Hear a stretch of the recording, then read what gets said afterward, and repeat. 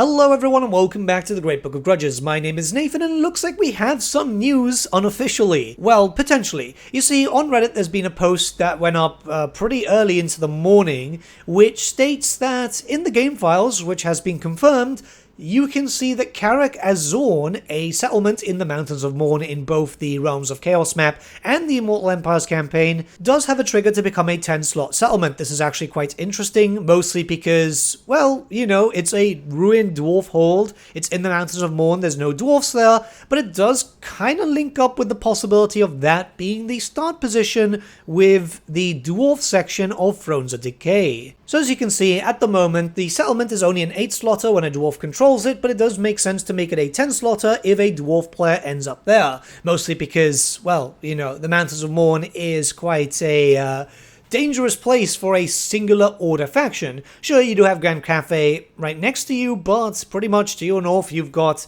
well, Grimgor, Kolek, to your south you've got Greasus, and then obviously to your west you have all the Chaos Dwarfs. You're going to be surrounded by loads and loads of enemies, and likely Tamarkan also because, well, yeah, to the north again in Gaddafa. By now you would have already noticed that, yes, there is a landmark there for both campaigns. It's been there for quite some time now, so having a good start like that isn't too bad, especially since that landmark itself provides quite decent bonuses. You never know, that could be changed, but you know, income from all buildings in local province, control plus 10, which is insanely good, especially as you're going to be dealing with a lot of enemies attacking you. You're so close to the other Chaos Dwarf factions, which are going to be giving you a little bit of a problem. And finally, a bunch of resources for trade, which is going to help you with potentially Greasus Goldtooth, or even just the Cathayan factions that will slowly start pushing their way into the Mountains of Mourn also. While this trigger does exist, we don't know if this is going to be the full proper start position for the legendary character for the dwarves. However, looking around, yeah, it would be for a very interesting campaign. Tamarkan coming down, Grimgor being a problem there, probably being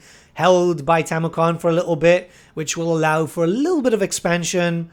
I mean, yeah, it sounds cool even for both campaigns. I'm not too interested in the Realm of Chaos map itself. I know some people do play on it, but it's very likely, at least I hope so, that the narrative also transfers to the Immortal Empires. They've learned from Shadows of Change a little bit, I hope, because it's just cooler to get a bigger campaign, and they're both going to be in the same start position, which I imagine will be the case. Yeah, this could work quite well. And it just kind of makes sense, because if we look at it this way, right, this is one of the old maps from when Immortal Empires was being hyped up last year. The dwarfs themselves seem to be incredibly well spread, right? We've got the White Dwarf there in Nalgaroth, we've got pretty much a very close link with Belagar, Ungrim, and Forgrim, and obviously Forek is down south.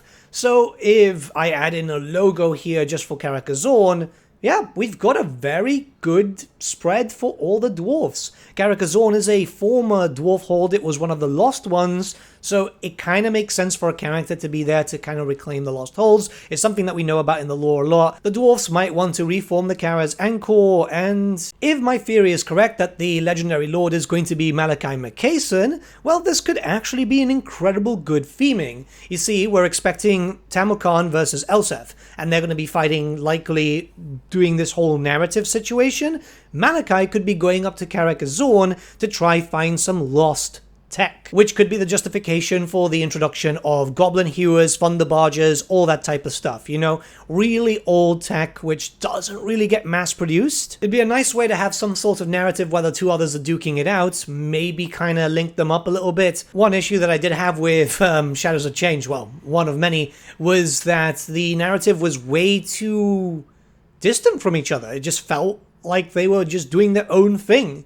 Sure, there was like little hints here and there, but the majority of it was just so out of the place that it didn't feel like a Lord pack. It just kind of felt like this is a character thing, and that's it. And if it is the case that we do get Tamarkan, Elseth, and Malachi, I'm really thinking it's him at this point, well, all the start positions would be relatively close. All the start positions also exist when it comes to all two campaigns. So you've got the Plains of Zambaijin for Tamarkan, though it would need to be turned into a capital when it comes to the Realm of Chaos map, because currently it's a minor settlement. Karak Azorn exists for both campaigns and is a capital, and interestingly enough, yeah, Null is there too, because Elseth is going to have to be a Null. They clearly don't want the dwarves being too congested, which is why they ended up moving the White Dwarf, and yeah, this is a good start. It's a lore-friendly area. You know, trying to reclaim a lost hold is pretty cool. And you really just have to cut your way through the Darklands to be able to unite with the other dwarfs. So you're not in a different continent with the ocean between you. It's just about 5 settlements, and there you go. You're in the World's Edge Mountains. The position for Tamakon makes a lot of sense lore-wise. You know, Zanbaijin is where his story literally begins,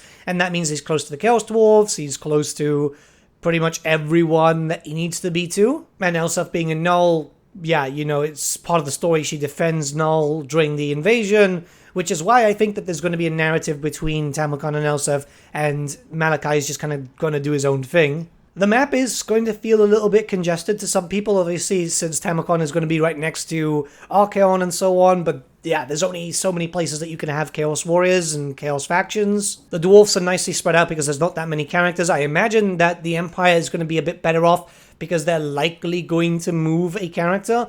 I imagine that they're going to move Gelt away, as it kind of makes sense to, you know, reduce the clusterfuckness of the Empire right now, which is just a little bit ridiculous. I'm just speculating here. It could end up that if it is Elsef, she could be somewhere completely different.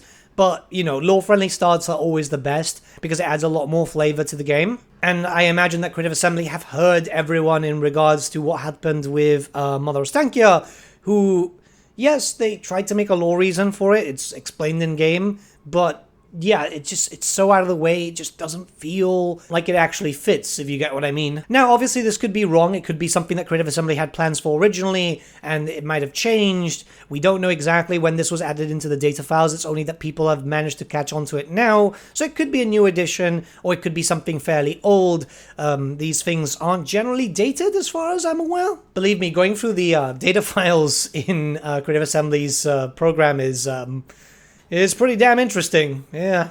I mean, sometimes you'll find a diamond in the rough. Keep in mind that we found the map for the Immortal Empires 6 months prior to that, you know, and there's all these different things in the data files which have been stuff that has passed, that eventually came to pass, better yet said, stuff that hasn't yet, and stuff that is just there for the sake of being there because of dead plans. Like, for example, naval battles. You know, naval battles were supposed to be a thing in Warhammer 1, but they got cut, and the files are still in here for some reason. But with all that being said, let me know your thoughts in the comments below. Let's start a bit of a discussion. I do apologize once again that I've not been too active as of late.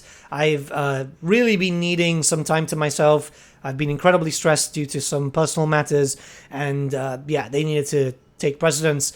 I should be coming back to making videos when the idea comes to me. This is the thing. I'm not going to force videos out. I don't want to do that. It just doesn't feel right for the channel. It doesn't feel right to you guys, so I'm taking my time. I've got a few ideas written down, though. It's been, you know, 2 weeks of pretty much no content, so I do have some ideas. But yeah, I just wanted to let you guys know I'm not dead. I'm not dead. I'm just incredibly busy. I'm getting no time to myself, and yeah, it's not been a good time. But yeah, let me know what you guys think. Have a great day, everyone. I'll see you all very, very soon.